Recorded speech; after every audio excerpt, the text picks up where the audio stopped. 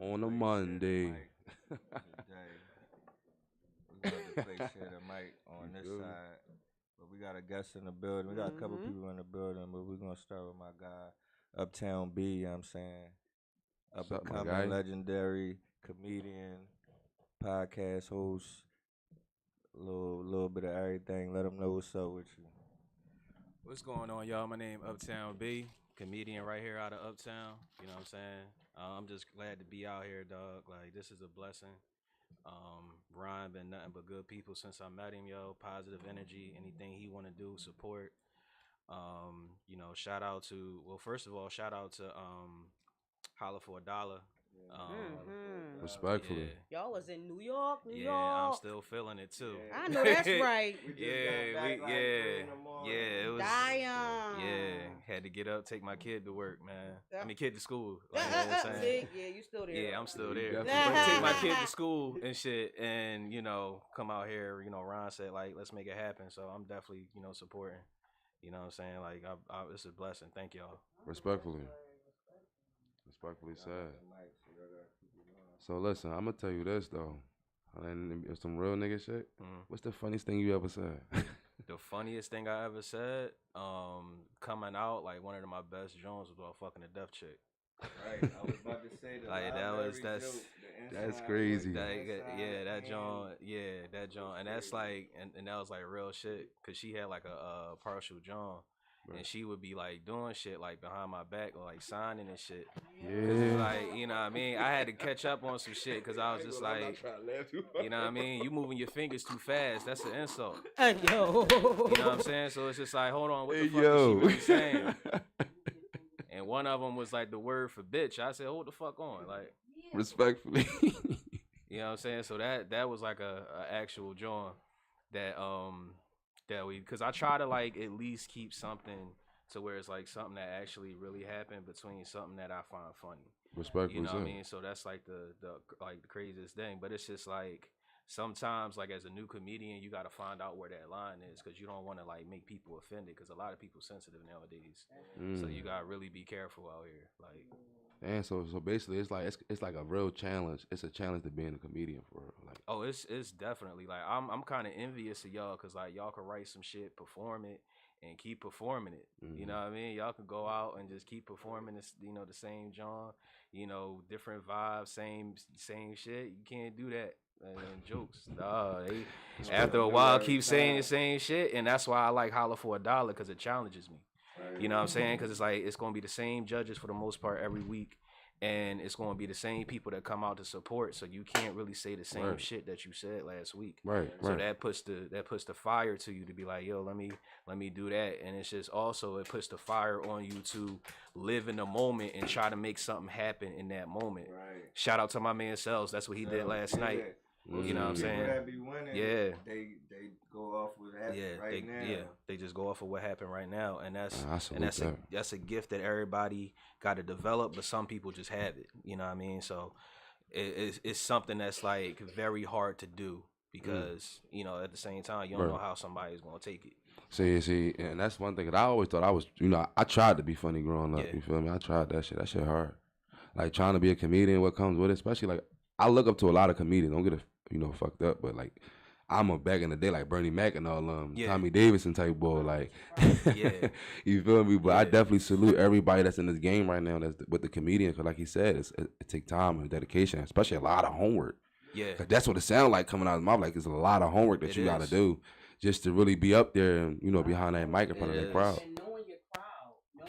That too. I salute How that. will react to your jokes. too. That's a hard ass thing to do. Like, even naturally, like, I'm naturally funny, but I know for a fact, because the other Ron one time, he was like, yo, I know you funny. You always be having everybody cracking up. You need to get on stage. I'm like, bro, I'm going to be honest.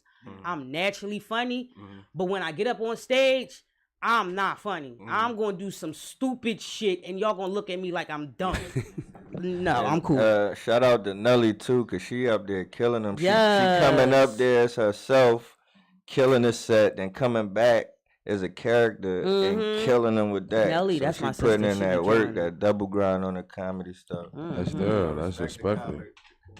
Yeah, You got to, because if you can't respect the hustle, bro, what else can you respect? What are you actually loyal to besides your kids? Yeah, I mean, but the comedy hustle it's a little different because you know sometimes like you know with music artists, you know you kind of can debut your shit. People can hear your shit before you even get on stage, right? And they can be like, "Damn, I'm feeling this shit." Well, now it is like that with skits, but it's kind of harder to like translate that into like being on stage and performing it on stage as to where it's like y'all can put something out, it's hot, people be like, damn, I'm fucking with this shit when y'all gonna perform it.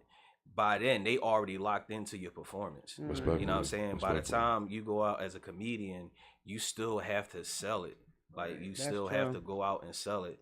And sometimes that shit hard. Most of the time it's gonna be like you gonna be up there and you gotta figure out where the birthday's at because your shit ain't working. You know what I mean? It's just be like, all right, where all the Aquarius is at? You up there lost the shit, trying to figure out what the fuck to say. Shit. Like, damn, everybody looking at me and shit. Hey, Ron, listen, Ron and them can tell you. Princess can tell you what I do. I went up there and looked retarded. Yeah. ABE, what's up, baby? I went up there looking for Bob Murray like a mother. I'm talking about what's past the F, like for real. But I didn't care because I accepted it. Once you just like you said, you gotta accept things, and I'm not a comedian. You feel me? So it's hard to though. You gotta accept certain shit. Yeah, it's hard to when you accept it because it's like I done wrote this shit.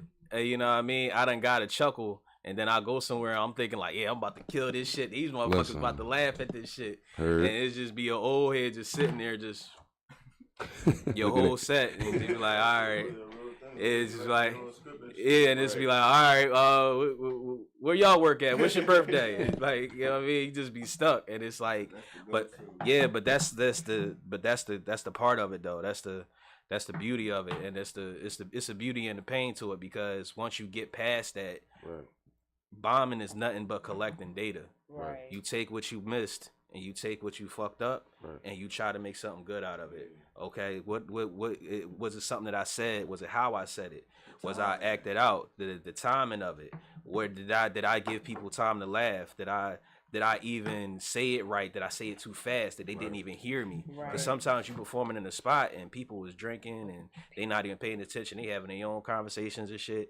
And that's the challenge too. You got to learn how to command the room and learn how to bring attention to yourself. And that usually comes later on down the line from just keep doing this shit. Keep working, keep putting yourself in the sometimes you be at a joint, a DJ playing that shit during your set, and you be like, "Oh, that's my shit," but no, I'm on stage. Like, you gotta learn how to ignore it. You got more time. Like, you know, that's the beauty of it though, and that's what I fell in love with it the most because it's like it wasn't something that I started off good with. I had to learn, like I had to come and fail. Right. You know, all great comedians said you gotta bomb. You gotta bomb. They said you have to bomb. They all said they bombed one point at a time, and they didn't bomb from the jump. Like you would think you would bomb from. They didn't bomb right from the jump. They bombed a little later on. Yeah. And Holla for $1 is a perfect example of that. You know what I mean? It's shit. Me, I got a 17 one week. I got a 13 the next week. Right. You know what I mean? It's that stuff. Comedy is going to be up and down. Right. Everybody, you know, and the one thing as a comedian, just in general for anybody, like you got to learn how to appreciate people that's doing that killed it that night and that's doing good right now. Respect. They winning and everything else, like because. Your time is gonna come. You can't just be looking at. You can't be looking at like, oh yeah, like we started at the same time, but he doing this and he doing that. Like, nah. I think that's what we missing in Philly, and that's why I fuck with y'all so heavy is because y'all want to work with everybody, and it's just like it's too many. It's too much beef out here and shit. You know what I mean?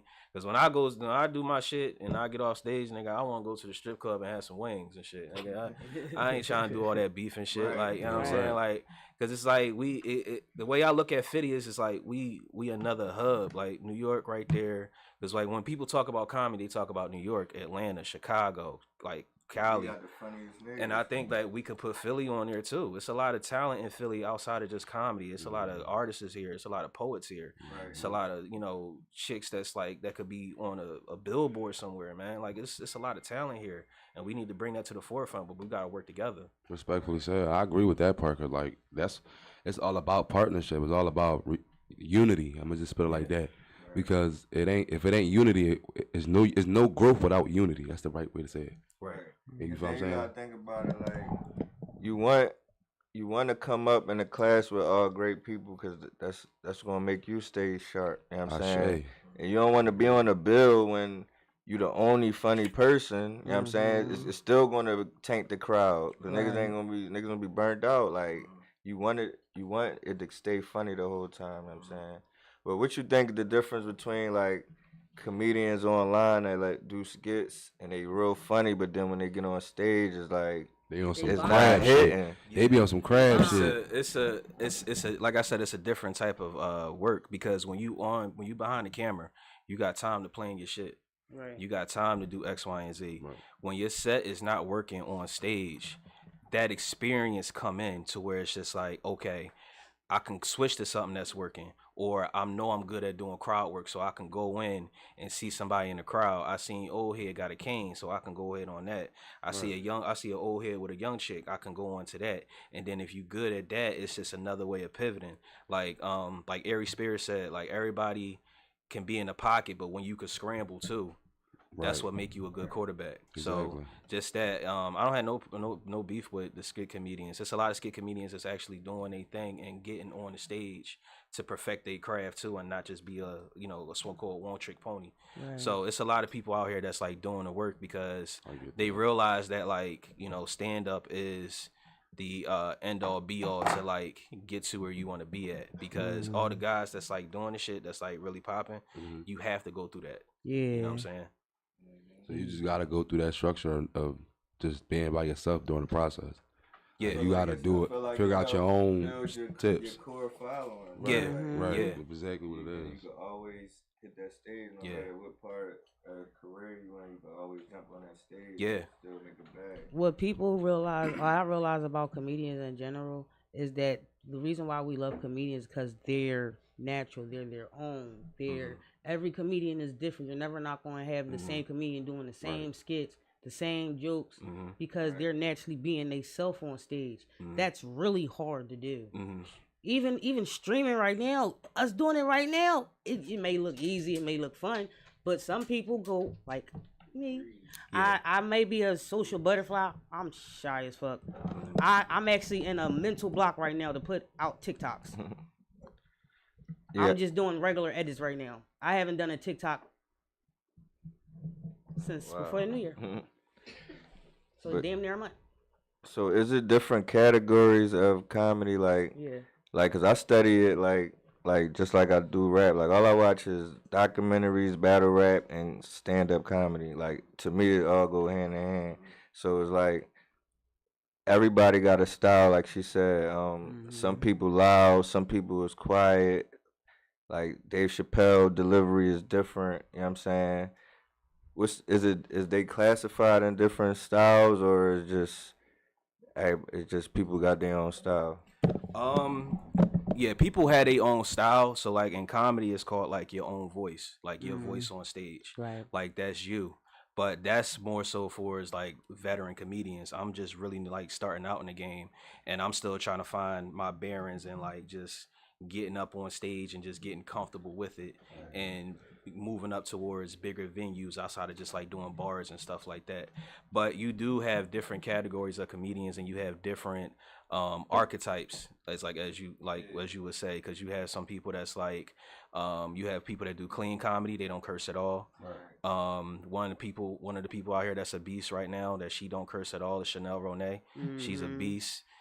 She's a headliner and she don't curse at all. She did a whole set, had everybody laughing without cursing, and that's a skill, you know what I mean, that you have to find.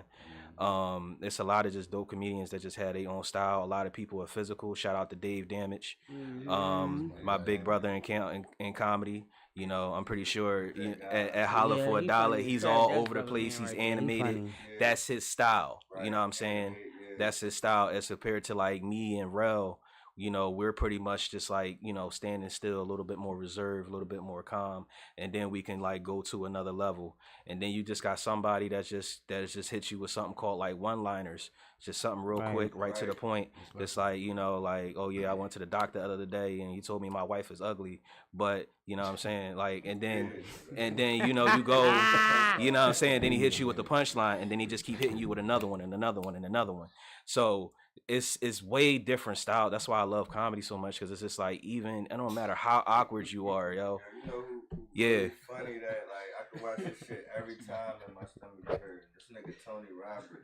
Yeah, Tony Roberts is Tony definitely Roberts yeah. is a fucking fool, Yeah, Tony bro. Roberts is one of my favorites. I can And watch that nigga every time and be crying like yeah. I've never seen it before. Tony Roberts and Deion Cole is like two of my Those favorites. be the best laughs. Yeah. Breathe, Yeah. Those be the best back, ones. And that's a style that a lot of comedians have, because it's just like you He don't let you live. yeah. Right. Yeah. Oh, so you listening to Yeah, him? that's Oh, so the- your yeah, kidneys that's and the shit be best hurting. Jones. Yeah. That shit be hurting. Yeah. You got a good job. Yeah. When you can't breathe, nigga, Yeah. your shit hurt. Oh, that shit hurt Yeah. down That's the there. best job. Yeah. You say some crazy shit and say something Yeah. else, like ain't just say something like and keep going. You be Yeah. like, what the fuck? And that's kind of hard to do, because you gotta like keep going in the mood, and you gotta just keep going back to back to back. I don't know what the fuck that was, but we gonna keep That going. was different. That was definitely different. That shit is totally different. You about to have sound effects now? Yeah. That's weird playing Yeah. with the app.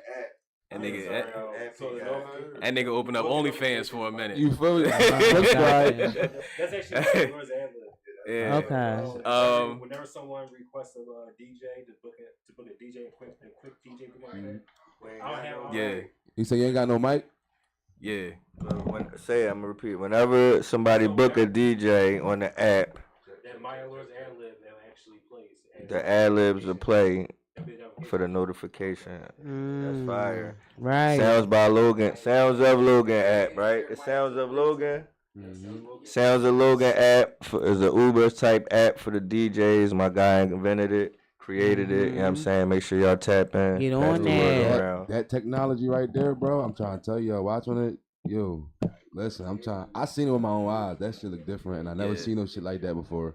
Yeah, DJ Ware, you crazy for that.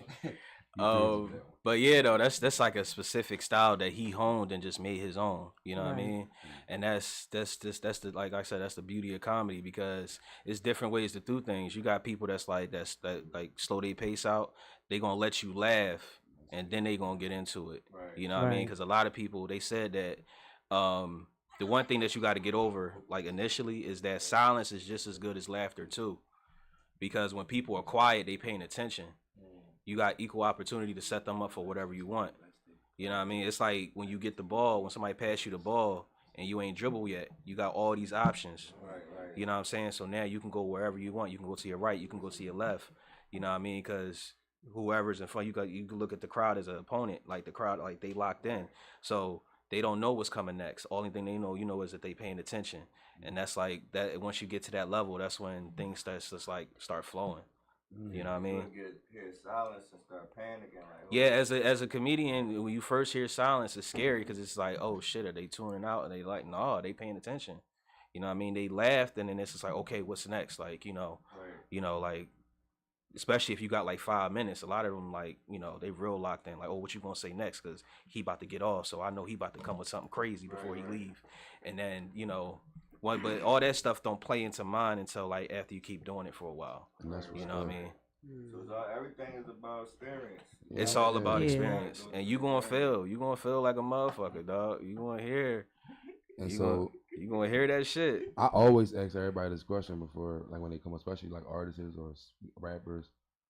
What made you become a comedian? Like, what could? So I was I'm gonna make it real quick. So I was working at CEO, so that's like a job where it's like when people come home, and we give them a job, we give them opportunities to make the best of their second chance. Right. So I was just out there, and we was just like just bidding with them. Like we was just bidding with them, and then it was just like I just had them laughing all day. Like we would just be bidding and laughing all day, and then like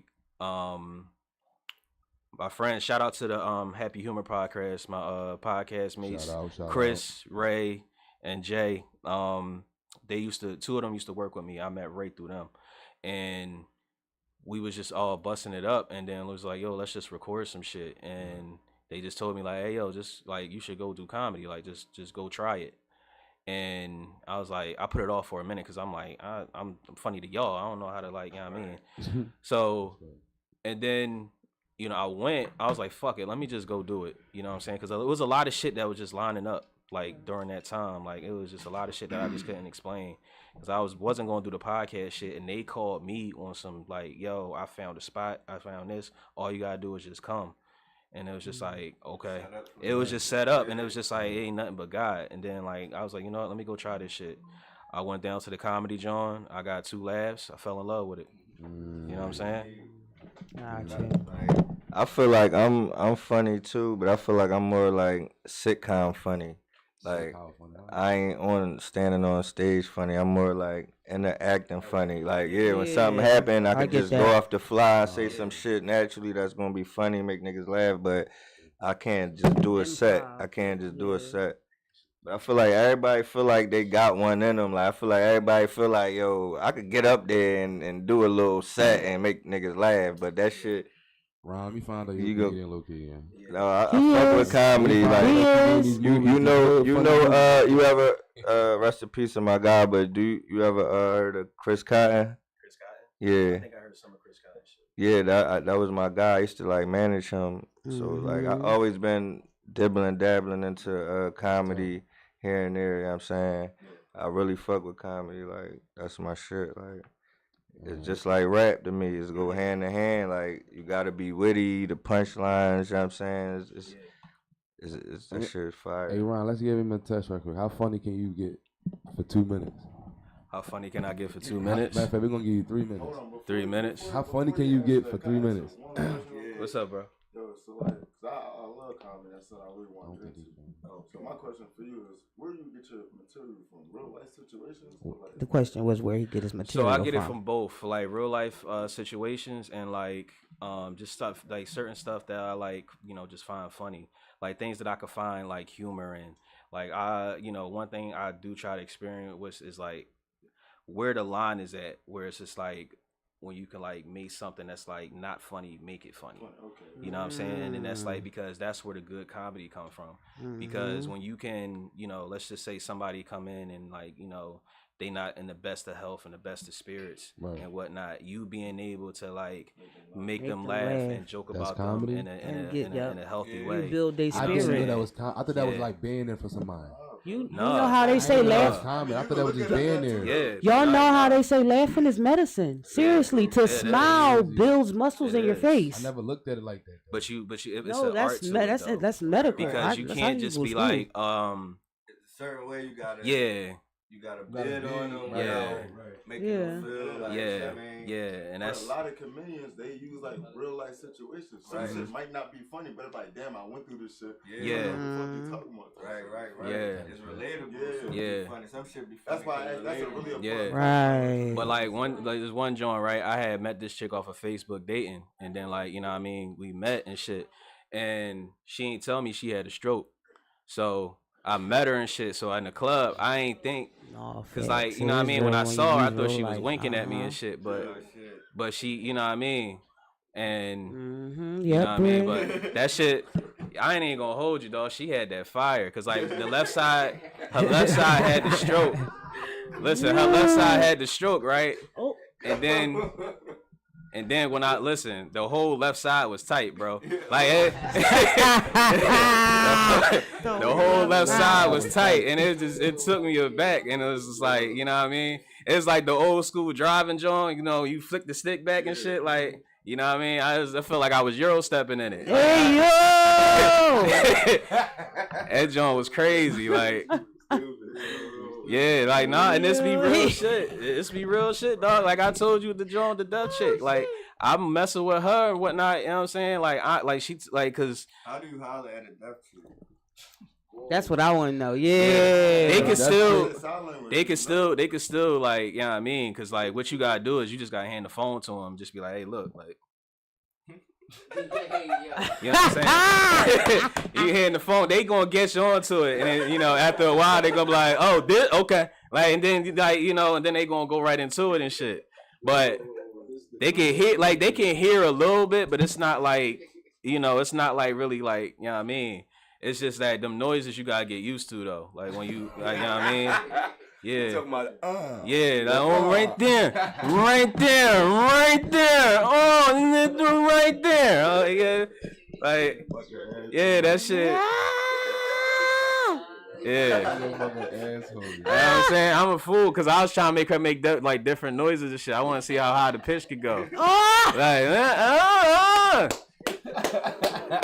I got one joint, she sounded like she turned normal. She's like, oh, hey. I said, oh, you can hear.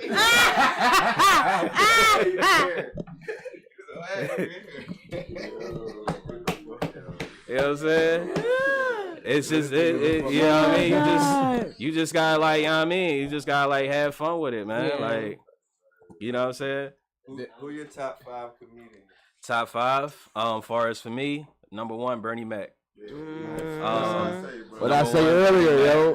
What I say earlier, Bernie Mac was the first. Yeah, I gotta say, like Bernie Mac over Chappelle because Bernie was just he was just like raw, and it's just like he had just something that just him talking is just funny. Yeah, like you know what I'm saying, just him talking is just like funny, and then like his whole set, the whole Kings of Comedy shit is just like crazy, and then just hearing about like different stories about him, how he ran his own club and how he got on Def Jam and just started his shit, and how they, you know, how he was they said that he was kind of scared to do Def Jam because they was booing niggas. Right. You know what I'm saying? Martin was killing shit. Niggas was scared to go up after Martin.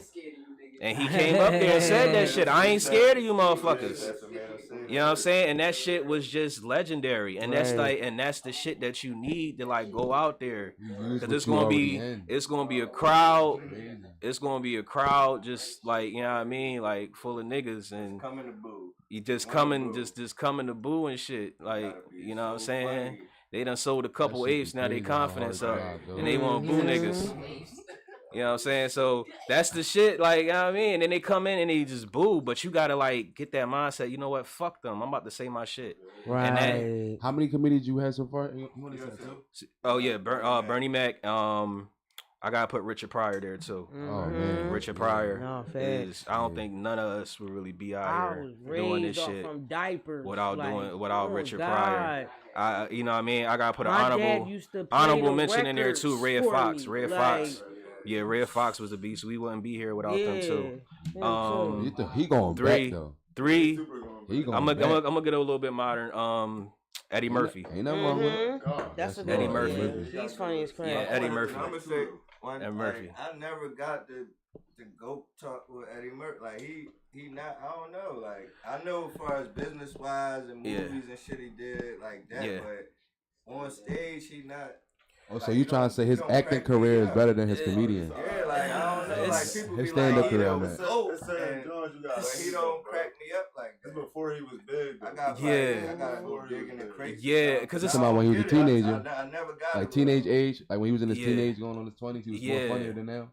Because it's, I mean, I think far as like with Eddie, I think Eddie was, for one, Eddie was the second template of like being young and black and making it to that level. Yeah. Because he made he hit SNL. Watch the documentary on Netflix. Yeah. That's gonna open you up. Yeah. Watch it. Yeah, and that's not to come at you. Like comedy is subjective. What you find funny, everybody else don't find funny.